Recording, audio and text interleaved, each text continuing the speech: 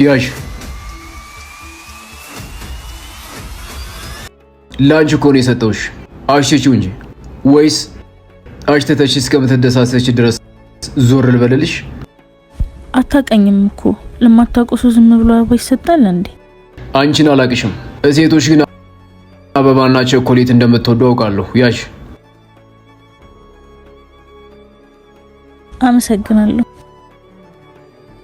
ወንድሞች አሉሽ እንዴ? አዎ አለኝ። ለምን ጠየከኝ? ይገርምሻል፣ እኔ የምጠይቃት ሴት ወንድሞች አይወዱኝም።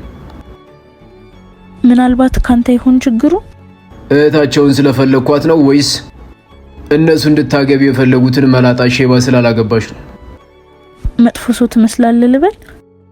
መጥፎ ሰው አበባና ቸኮሌት ይሰጣል እንዴ? ግን ረጋ ያልሽ ሴት ነሽ። የረጋ ወተት ቅቤ ይወጣዋል እንደሚባለው አንቺም የቤት ባለቤትና ዘውድ መሆን ትችያለሽ። የፍቅር ወንድ ባልሆንም ግን ታማኝ ወንድ ነኝ። ወንዶች ስታወሩ ጎበዞች ናቸው። ሴቶች ጆራቸውን እንደሚያምኑ ስለምታውቁ ነው። እጅሽን ስጪኝና በተግባር ላሳይሽ። ብዙ ጠባሳ አለብኝ። ህይወቴ ንጹህ አይደለም።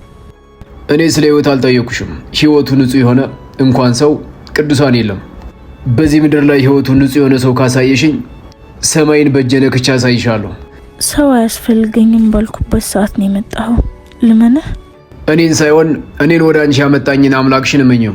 እሱ ለአንቺ የምትማሪበትን ወይም የምትደሰችበትን ነው እንጂ የሚጎዳሽን ነገር ወደ ህይወትሽ አያመጣም።